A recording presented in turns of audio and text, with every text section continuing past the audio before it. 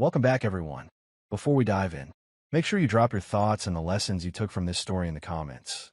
And don't forget to like and subscribe. Let's get into it. My name is Quentin Harper. I am 41 years old, and I build and repair computer networks for a living in Dallas. There is nothing dramatic about it, nothing heroic, nothing that makes strangers look twice when I walk into a room.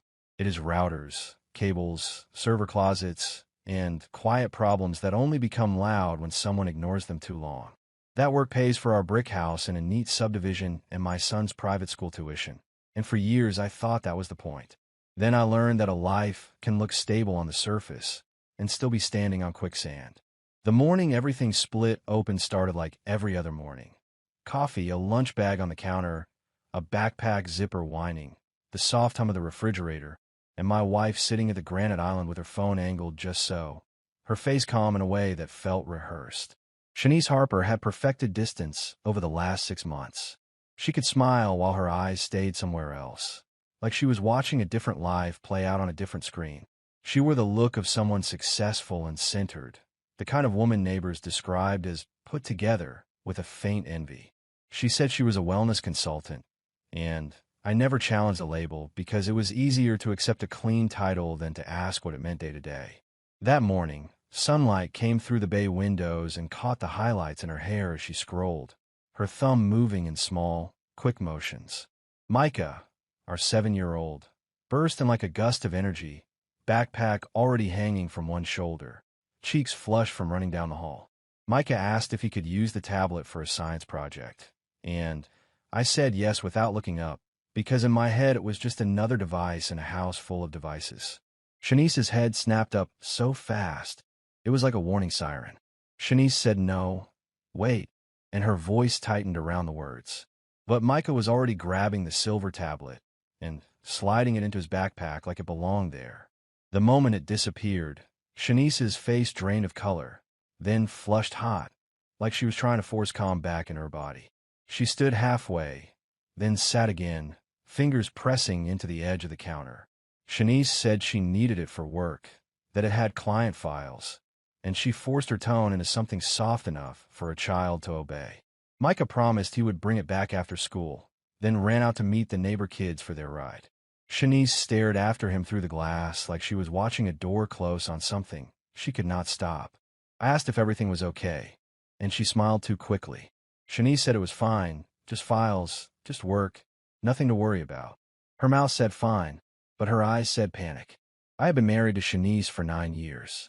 In the beginning, we had the kind of partnership people admire from a distance. Shared routines, inside jokes, a sense that we were building something steady. Lately, none of it felt right. She took late-night calls in the garage where the acoustics swallowed words. She worked weekends at a wellness center that never seemed to have a fixed address in conversation. And there was the gym owner downtown, Damon Price, whose black luxury sedan seemed to find our street on the night Shanice worked late. Damon was built like a billboard for confidence, tall and broad, the type who filled doorways and used his body like punctuation. Shanice called him a business associate, said they were collaborating on corporate wellness programming. I nodded the way a tired man nods when he wants to believe the simplest explanation. In my work, anomalies are never nothing. They are either a mistake or a signal. I had started to see Shanice as an anomaly I could not diagnose. My phone buzzed at work with a message from Leon Brooks. Leon had been my college roommate and later a detective before he left the department and started working as a private investigator. He had a way of speaking that made every sentence sound like it came from a file folder. Leon wrote that he had information about the gym owner I asked about and suggested coffee later. 3 weeks earlier, my suspicions had crossed the line from uncomfortable to unbearable, and I hired Leon because I did not trust my own emotions to tell me the truth. 15 years of network security teaches you that your instincts are not paranoia when the data supports them. That Tuesday, though, I cannot focus on the data. I found myself staring at emails without reading them, hearing the ring of my phone like a threat. I kept expecting a normal call, the school nurse, the front desk, a forgotten lunch. Instead, at 2:47 p.m., my phone turned my world inside out. The voice on the line introduced himself as Principal Watkins from Riverside Academy. and his tone was controlled in the way adults get when they're trying not to frighten you and failing. He said I needed to come to the school immediately. He said the police were there. He said they needed to speak with me about my son. My blood went cold so fast I felt it in my hands. I asked if Micah was hurt, and Principal Watkins said Micah was physically fine, but there had been an incident involving disturbing content on an electronic device. He asked me to come now. I left work in a blur of apologies I barely remember, drove like the road was a countdown, and arrived to find police vehicles in the parking lot, lights turning the afternoon into hard colors. Inside, Micah sat in an office chair, small shoulders hunched, eyes wide and glossy. He looked like a child waiting to be told he had done something unforgivable. Detective Marcia Bennett introduced herself with the clipped efficiency of someone who had repeated the same introduction 1,000 times. She said Micah had been showing classmates a science application on the tablet when inappropriate videos started playing automatically. She said the videos appear to be recorded in my home. She said they needed me to look and explain how the content got onto a device accessible to my child. She handed me Micah's backpack. My hands trembled as I pulled out the tablet and powered it on. The screen filled with an image that made my stomach pitch. It was Shanice in our house, and the setting looked unmistakably like Micah's bedroom, a place filled with school books and toy bins, a place I had walked into 1,000 times with the certainty that it was safe. The video showed a scene I could not fit into any version of the woman I thought I knew. It was not just adult content. It was staged, deliberate, and disturbing in a way that turned the air in that office heavy. Detective Bennett watched my face as the video played, looking for recognition, complicity, denial, anything. There were more clips queued up. The timestamps placed them on nights Shanice told me she was elsewhere. The background of our home appeared again and again, a corner of our living room, the hallway, a bathroom mirror. The content suggested a secret life that had moved through our rooms like smoke while I slept. I managed to say I had never seen any of it before, and my voice sounded like it came from someone else. Detective Bennett told me they needed to question me at the station. A representative from Child Protective Services would speak to me and to Micah. The next hours were fluorescent lighting and careful questions. How long had it been going on? Whether I had participated? Whether I knew? Whether Micah had been present? My answers were the same. No, no, no. I did not know. I did not know. I did not know. Truth can sound like a lie when it is unbelievable, but Detective Bennett's eyes softened slightly, as if she believed my shock was real. By the time they let me leave, the sun had dropped low. Micah held my hand with a grip that hurt, his usual chatter replaced by silence that felt too old for him. In the car, he asked why people were asking about his mother's videos. He asked if he was in trouble. He asked if his mother was in trouble. I told him he was not in trouble. I told him adults sometimes make very bad choices, and my job was to keep him safe. I said it slowly, because speaking too fast would make it sound like a lie even to me. When we pulled into the driveway, Shanice's car was gone. When we went inside, the air felt wrong. The house looked the same, but did not feel like ours anymore. Shanice had empty drawers. Clothes were missing. Toiletries were gone. A few framed photos were turned face down on the shelf like someone did not want to be watched. A note sat on the kitchen counter. Shanice wrote that she could explain that it was not what it looked like, that she was staying with a friend until things blew over, and she asked me not to poison Micah against her. The words hit me with a cold kind of rage. Poison Micah against her, as if the poison had not already been planted in his life. My phone rang again, and this time it was Leon. Leon said he found out what my wife's wellness business really was, and he needed to talk tonight. I looked at Micah, who had gone to his room without being told, and I realized the woman I married might be a stranger wearing my wife's name. Leon came over after Micah fell asleep. He carried a thick folder and wore the same grim expression he used when he delivered bad news. Leon said he wanted to see the tablet content first. Even with his background, he winced at what he saw, not because he was fragile, but because it was personal now. After a long silence, Leon asked how long it had been going on, and I told him the timestamp suggested at least 6 months. I poured whiskey with a hand that did not feel steady. Leon opened his folder and told me Shanice's wellness consulting was not a real operation.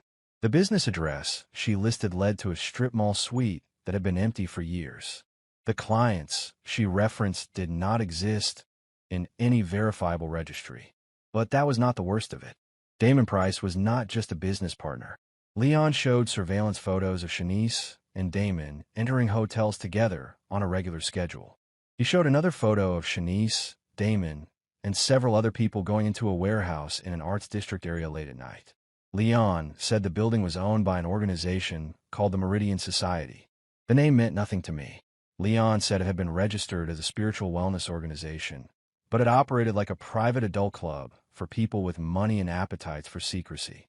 Leon spoke carefully, not trying to shock me, just laying out the pattern. Shanice was involved, and Damon was a central figure. My phone buzzed with a message from Shanice begging me to call. Leon made a sound that was half scoff, half pity. I asked what I should do, and Leon told me to document everything, change the locks, protect my accounts, and prepare for a fight, because scandals move faster than truth in a neighborhood full of people who pretend they do not gossip. He was right. By the next morning, news had already leaked that police visited Micah's school. A neighbor stopped me at the mailbox with wide eyes and a smile that did not belong on a concerned face. She asked if it was true that Shanice had been arrested for devil worship. I told her Shanice had not been arrested, but the rumor had already learned how to walk on its own. The call started. Other parents. People who used to greet Shanice warmly at school functions. A few of Shanice's clients, whose voices sounded more curious than sympathetic. I tried to keep Micah inside, try to make the day feel normal. Then, on Thursday afternoon, Damon Price came to my door with another man whose posture screamed violence even before he spoke. Damon pushed into my foyer like he owned the house. Damon said they were there to collect Shanice's remaining things. I told Damon Shanice already took what she wanted, and everything else stayed until attorneys handled it. Damon stepped closer, lowering his voice into a threat disguised as advice. Damon said I did not understand what I was dealing with. Damon said Shanice was under their protection now. Damon suggested that if I kept talking to the police, things would get complicated. The other man cracked his knuckles, as if the sound itself was supposed to solve problems. Damon assumed I would flinch. I had spent my whole adult life being underestimated by men who used size and swagger as their only language. I did not yell. I did not shove. I said I worked with networks for a living, and people like me know how to preserve information. I told Damon I had images of his vehicle on our street late at night when Shanice told me she was out of town. I told him I had records, receipts, patterns. I mentioned his wife's name, not as a taunt, but as a warning that secrets do not stay contained once they are pulled into daylight. Damon's face tightened. The other man shifted forward. I held my phone in my hand and said that if something happened to me, everything I had would automatically be forwarded to multiple parties. It was not a full bluff, but I did not give him details. Damon grabbed his companion's arm and backed out, but his eyes promised it was not over. After they left, I called Leon. Leon recognized the companion's name immediately and said the man had a history that would draw law enforcement attention if Damon kept him close. Leon told me that Damon's visit meant they were escalating. The next morning, I stepped outside and saw my garage door tag with a crude message telling me to keep quiet. One of my tires was ruined. It was intimidation dressed up as vandalism. I did not scream into the street. I went back inside and started installing security equipment, not as a hobby, but as a necessity. Cameras, motion alerts, door sensors. If they wanted to move in my orbit, they would leave a digital trail.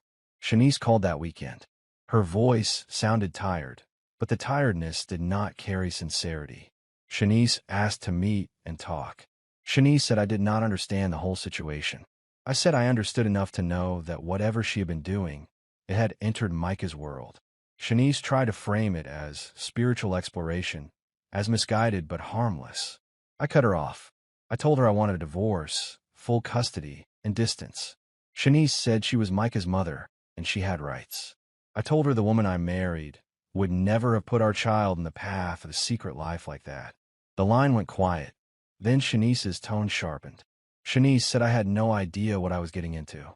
On Monday, Detective Bennett called and said Shanice had been taken to a hospital for an evaluation after being found disoriented downtown in the middle of the night, insisting she was being followed. Detective Bennett said the district attorney might push for treatment instead of immediate prosecution if Shanice's mental state was a factor. The idea that Shanice might avoid consequences by being deemed unstable made my anger burn hotter. not because I wanted her to suffer, but because Micah was already suffering. I met Leon at a diner Tuesday morning.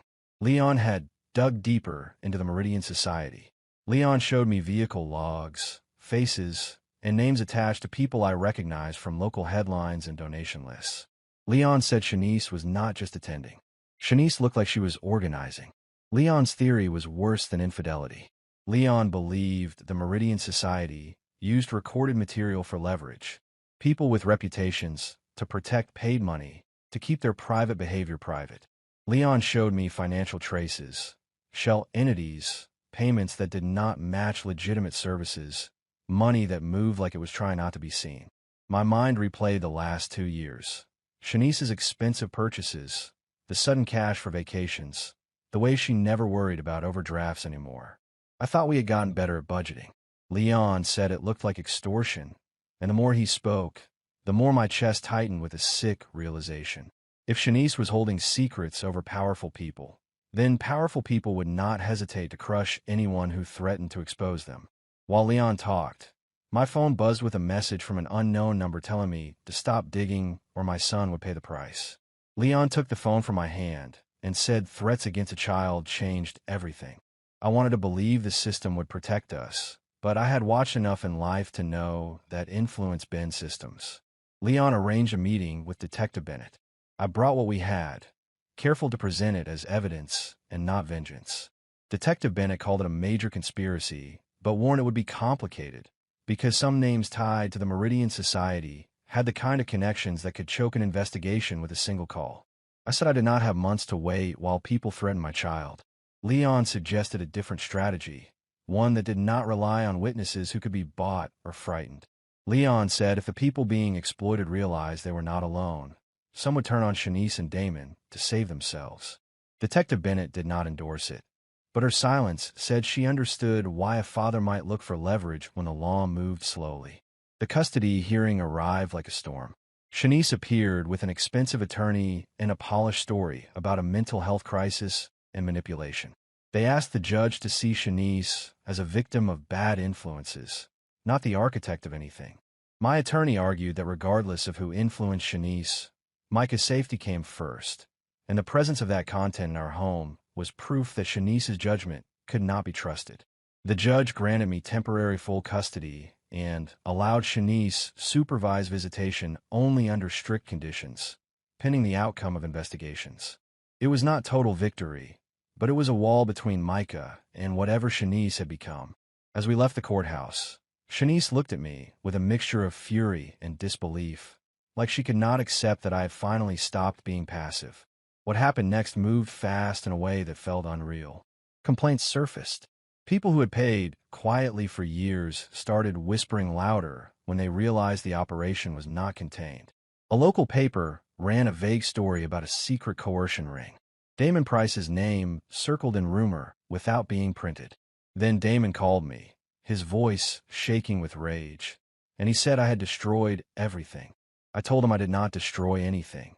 I simply made it harder for him to keep people trapped. Damon threatened me. I told Damon I documented the threat. Damon hung up, but that did not end it. Shanice tried to reach Micah at school, claiming she needed to take him for ice cream, claiming she had permission. The staff stopped her and called me. Micah came home pale and silent, and that night he asked why his mother was acting like a stranger. I did not have a clean answer. Within days, the pressure snapped the wrong way. Instead of crushing the Meridian Society, the momentum faltered. People who had started speaking pulled back, suddenly confused about what they meant.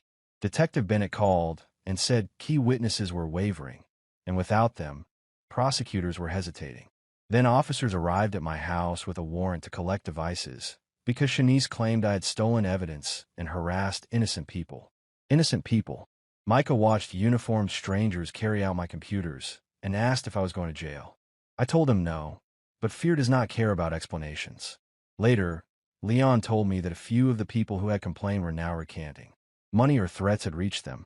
The system was bending, just like Leon warned. I stood in my kitchen after the officers left and felt the cold certainty of being outmaneuvered. When Detective Bennett called again and said the district attorney was stepping back due to credibility problems, my stomach went hollow. It meant Shanice and Damon might walk away from everything. It meant the fear Micah carried would not be matched by consequences for the people who put it there. Leon brought me one piece of good news that was also a new danger.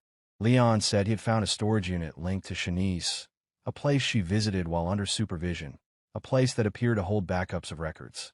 Leon said it could contain authentic material that would survive courtroom challenges, because it was not filtered through rumor. Detective Bennett warned me she could not authorize anything outside procedure, but she made it clear that if evidence surfaced legally, she would investigate it thoroughly. The line between desperation and action got thinner in my mind, and I hated that I was standing on it all. Before any plan could settle, Damon escalated.